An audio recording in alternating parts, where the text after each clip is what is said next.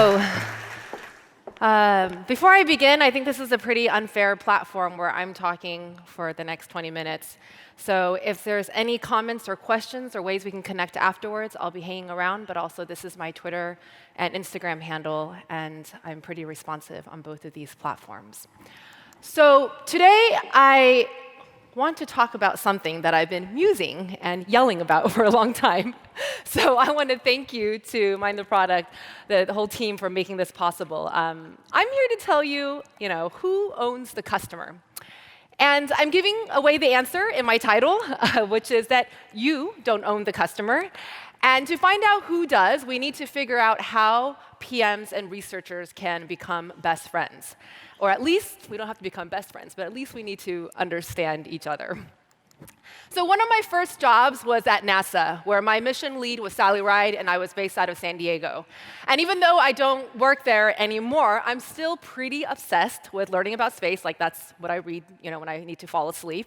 And lately, I've been reading a lot about just like gravity assist and reviewing my, knowledge on it.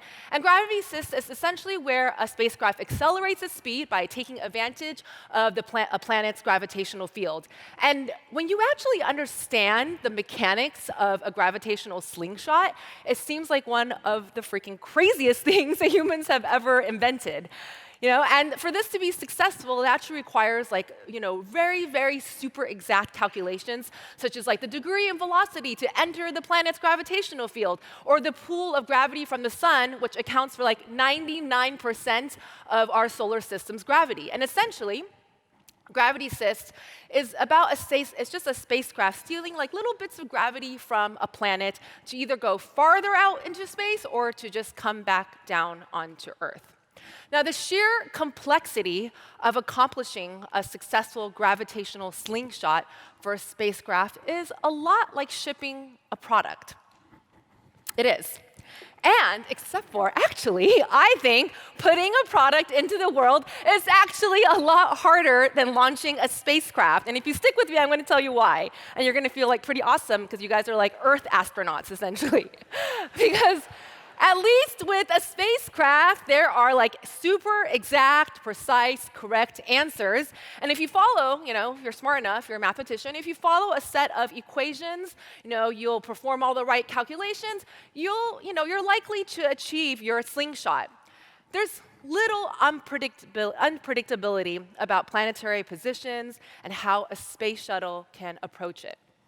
When NASA launched the Voyager space probes in like 1977, they didn't have to rush, product to, out the door to get it to the market because they timed the launch with the most perfect planetary alignment that only happens every 175 years, which is pretty incredible when you look at this. And it's called the Grand Tour. And this is the, tour of Voyager 1, and then you can see the shuttle going off Earth, and that's where it slingshots off of Voyager 2.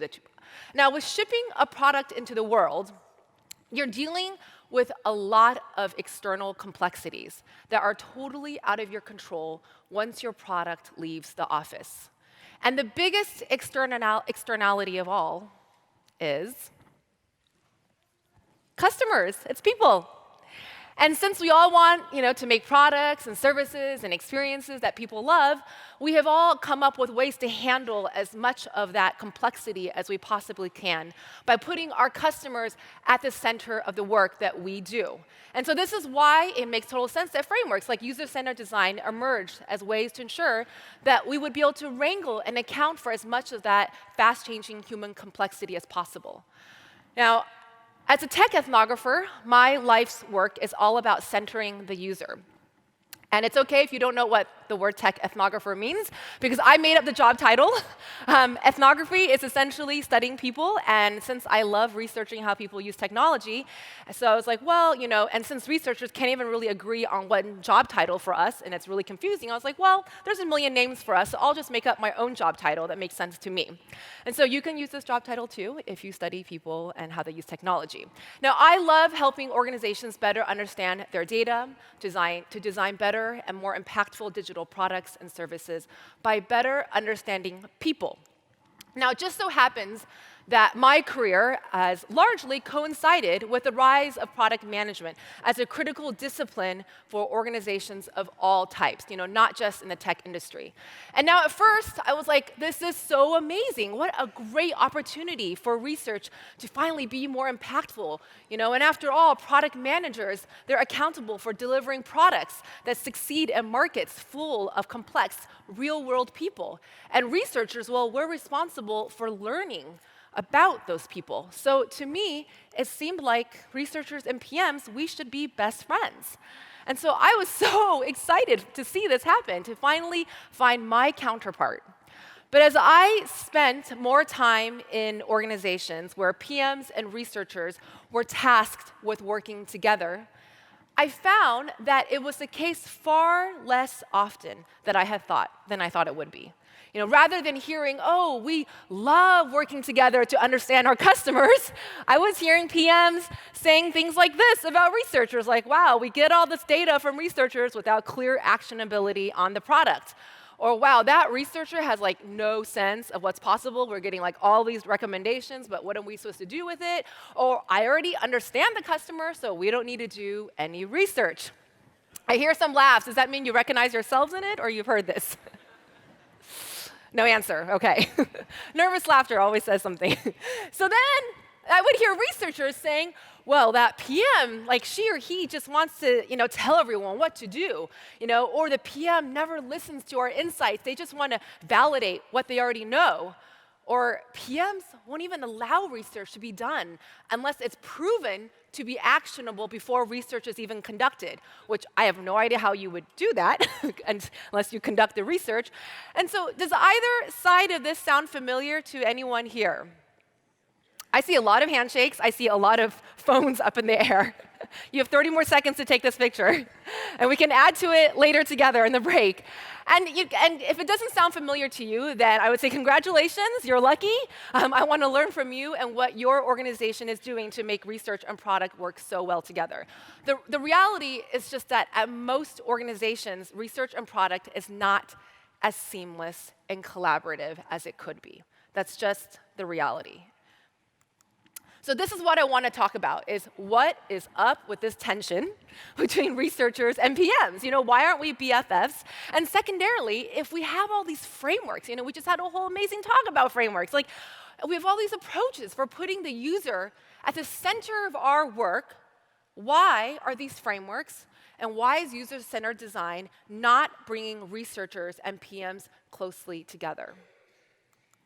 Now, part of the answer lies in what I just said earlier. It's just that PMs, they're responsible for shipping a product to the consumer, the customer.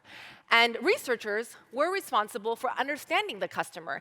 And this is exactly where the tension comes from, because each side actually thinks that they're the ultimate arbitrators of the customer, and that they are the best people in the organization to bring the voice of the customer to the table. PMs are told to be these visionary heroes. They're explicitly tasked with incorporating lots of different perspectives, including the user and every cross-functional stakeholder from engineering to the executives into product and prioritization decisions. And it's no surprise then that when PMs want to hold on to that voice of the customer designation, because after all, they are often the ones accountable for turning that voice of the customer into actual prioritized product work. So they think, well, only I can understand the customer and all the trade-offs to build a product for them. Only I actually know what has to happen. And so they think, well, why wait for researchers to talk to the customer? I have jobs to be done. I can just call the customer up myself. And then it's of no surprise then that researchers are like, wait, I'm the voice of the customer. I'm actually trained to do this stuff. And researchers are often the ones on the front lines of interacting directly with users, which means that, we're actually hearing all the most, messy, crazy, complex, inconveniently complex stuff that makes it very hard to move forward with product decisions. So the insights that we're often, bringing to the table and discovering are often challenging the product roadmap. So oftentimes we're kind of seen as little annoying gnats, And oftentimes we're just ignored or dismissed because the reality is research on many teams is just narrowly used for validation. Validation of ideas, not discovery.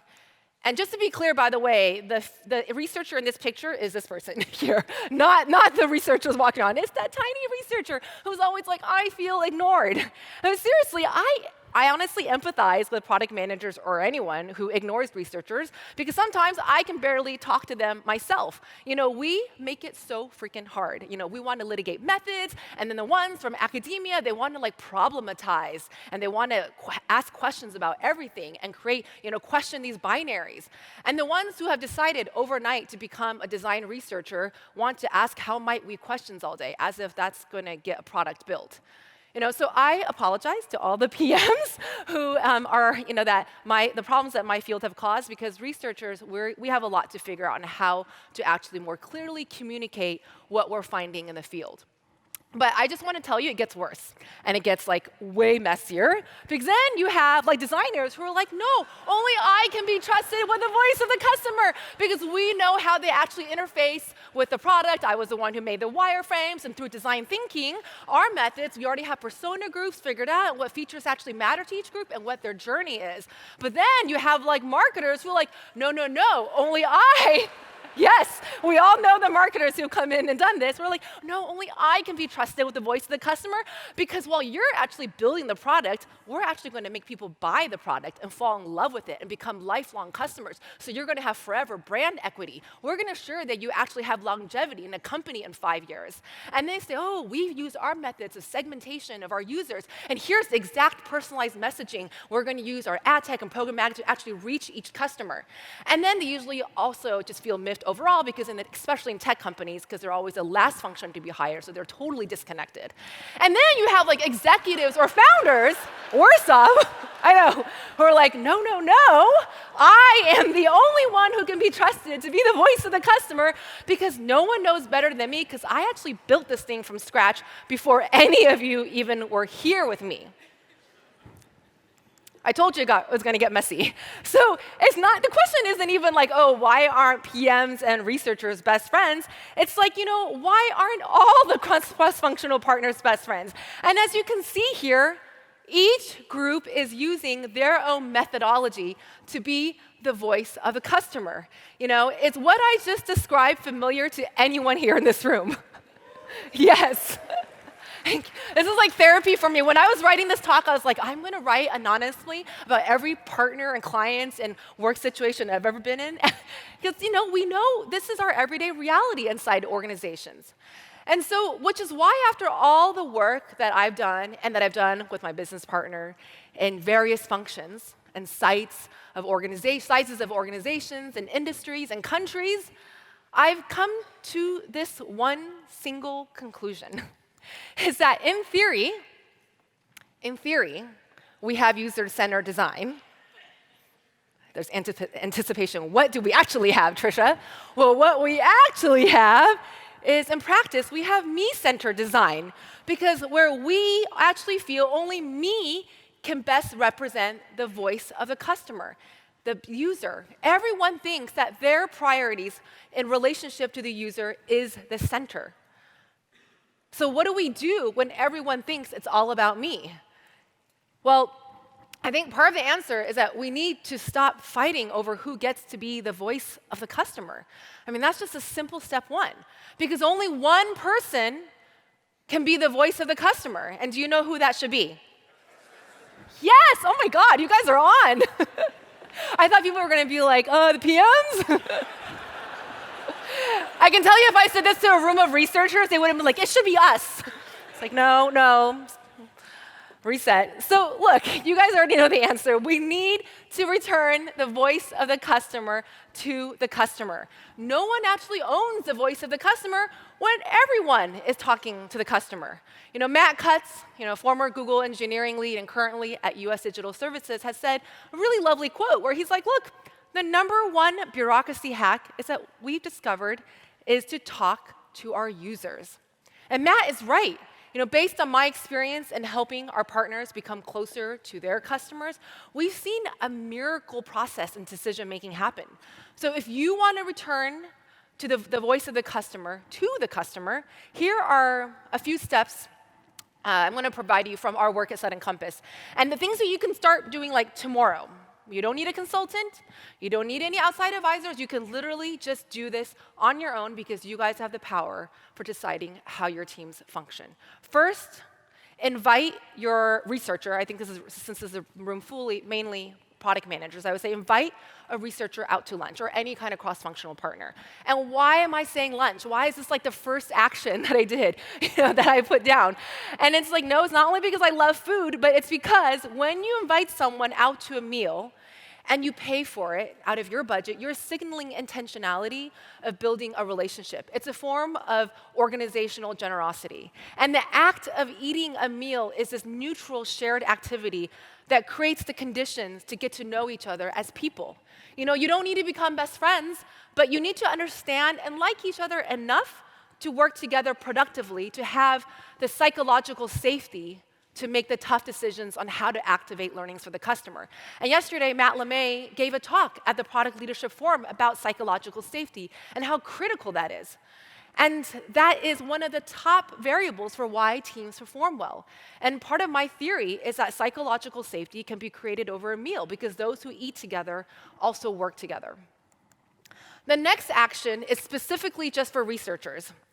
Are there any researchers in the audience today, actually, or people who also identify as researchers? Yes, I see Steve Portugal, a few hands. OK, so this is for researchers. Please go tell your researchers on the team this, and they might freak out, so I'm just warning you. But please help me deliver this message, is that researchers are probably wondering now, like, well, if my job is, if everyone is supposed to go talk to the customer, then what's my job? And who is the owner of the voice of the customer if I'm not? Well, in a cross-functional world, researchers move from being methodology gurus to discovery guides.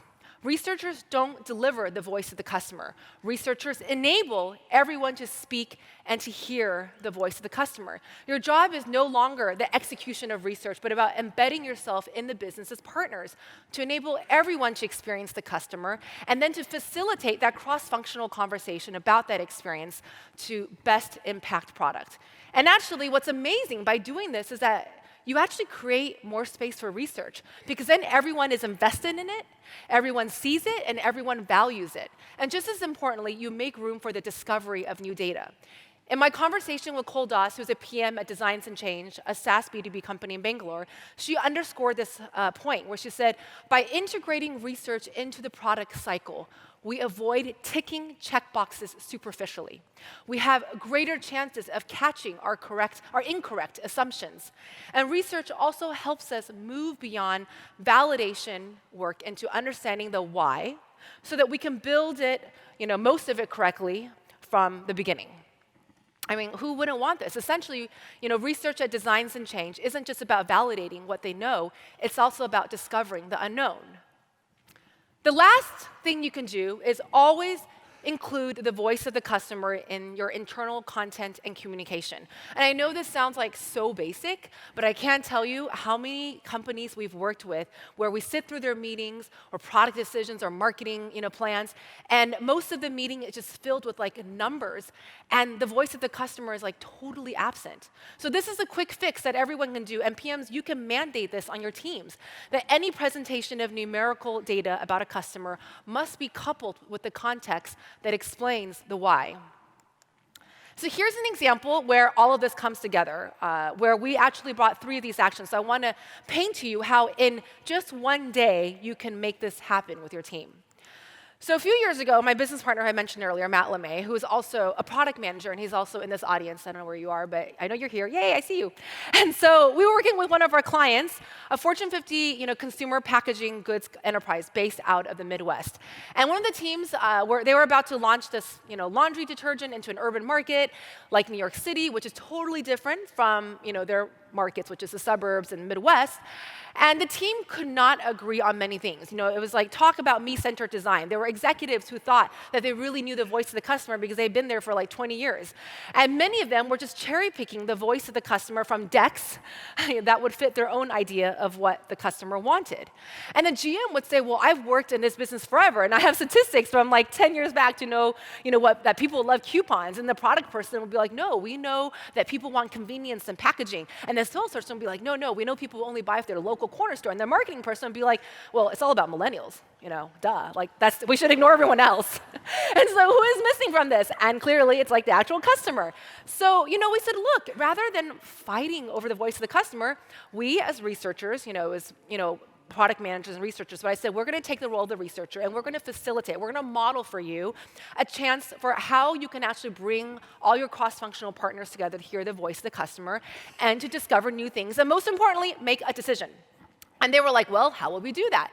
And I was like, well, all you need is 3 days, pack up your bag, and you're coming to Brooklyn. And that's the location of our training lab next week. So we challenged them to give up this sense of certainty and control that they had from being the voice of the customer. So we rented an apartment in Brooklyn, and for a few days, we said everyone has to live together. And we told them, leave your fancy laundry machines behind in your homes, and just bring your dirty laundry. And how many of you actually have done laundry in an urban area such as New York City? Okay, so many of you will be familiar with this story. Is after just one day of doing their laundry in laundromats in New York City, hanging out and talking to customers together, facilitated by research, they actually decided as a team, after one day, to scrap their entire go-to-market plans, where the messaging assumed that people hated doing their laundry. One insight that they learned from their immersion was that for many people living in big cities, doing laundry is a social event. It's a bonding ritual, and it's a point of pride. And when you talk to people, it's like, yes, they will tell you, oh my God, I hate doing laundry. It's like the worst thing ever. I wish I had a machine in my home. But when you actually immerse yourself in laundromats, what you actually find out is that people have found a way to make the most of it and actually even enjoy it. Here's a laundromat in Williamsburg. Has anyone been to this one? You notice there's like a tiki juice bar, there's a pinball machine, there's even a popcorn dispenser, and there's like piñatas being sold. And so people would tell us that, like, look, I come here because this is like my only alone time to get away from the person I live with, or this is, it's hard to find space in New York City. Or they'd be like, I come here and I just turn my phone off and I read a book because, it's so loud, And we also found out that the laundromat was like a physical Tinder spot. Because we're like, why are people always so dressed up? And why do people look good? Why do people look so good in New York City when they do laundry? Because it's this immersion third space to discover either one-night stands or a new relationship.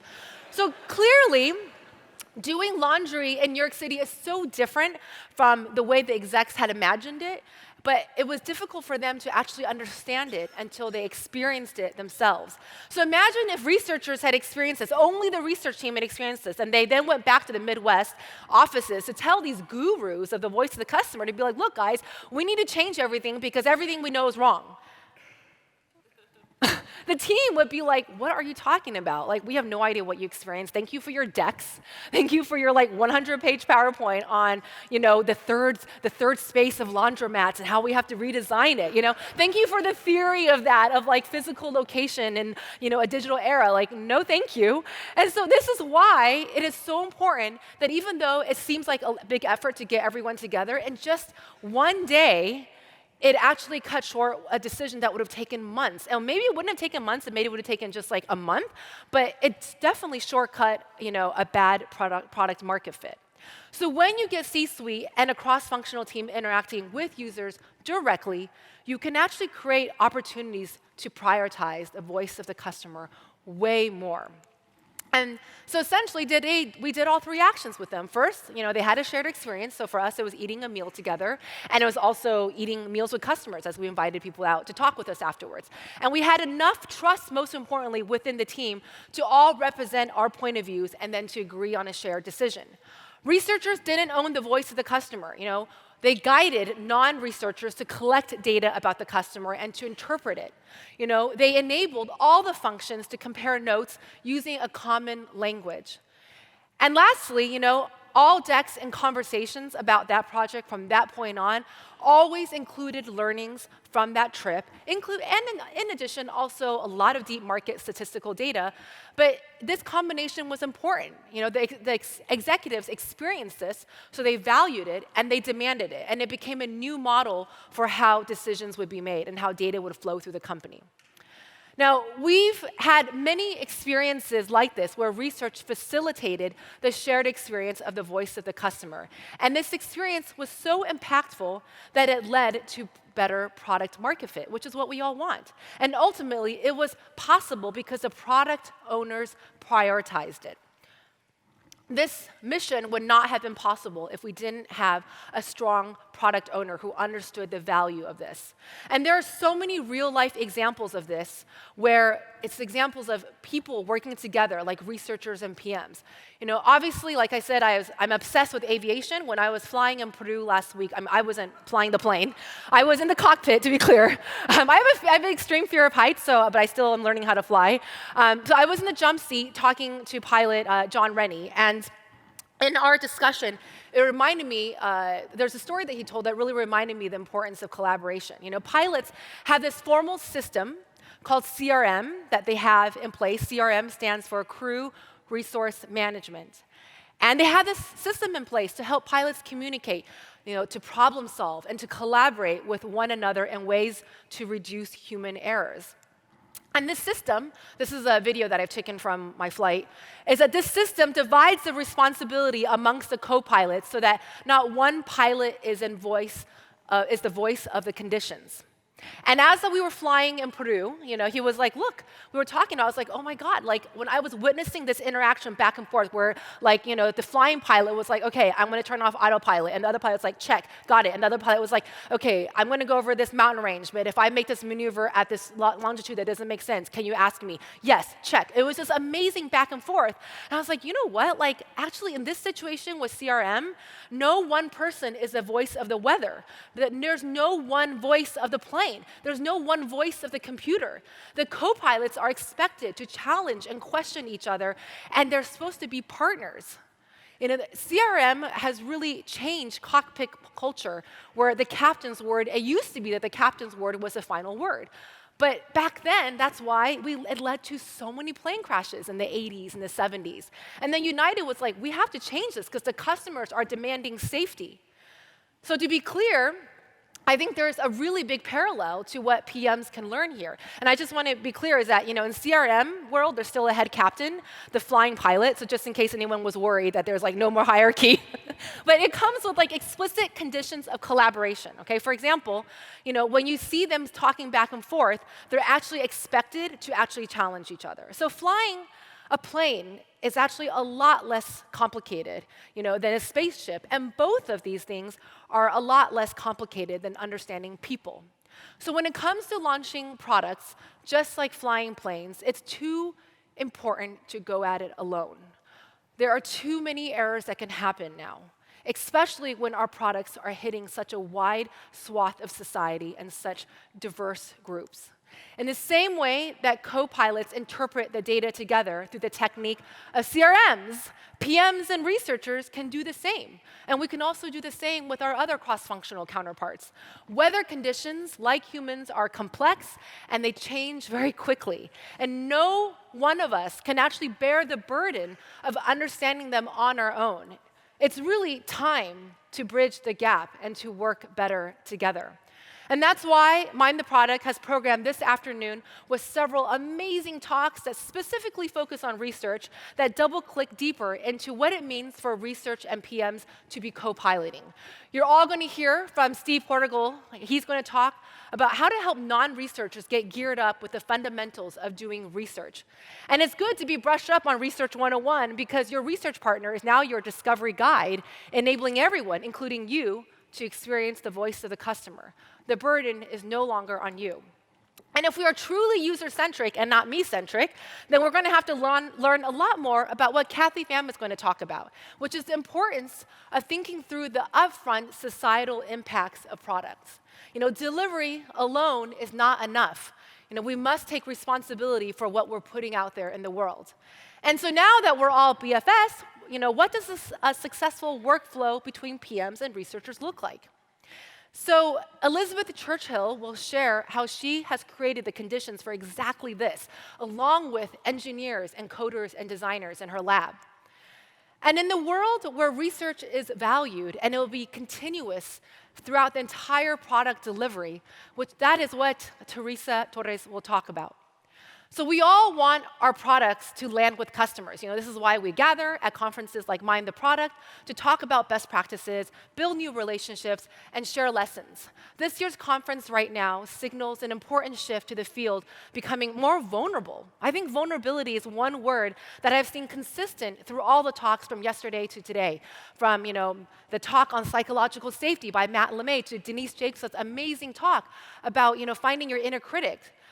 Because as we know, is we actually need to find out. If we don't find out what stops us, then it actually shows up in our work. It shows up in our products, and it actually makes a difference because there is no boundary between we, myself, and the product. The me is false. It's an artificial framework. And so if we really want to address what Martin said is the biggest problem facing product teams today, which is, are we building the right thing? To actually figure that out and to figure out, what to build requires us to take that first step, which is everyone, not just one person or function. It takes everyone understanding the voice of the customer. For that is how we prevent me-centered design and ensure the continued success of user-centered design. Thank you so much.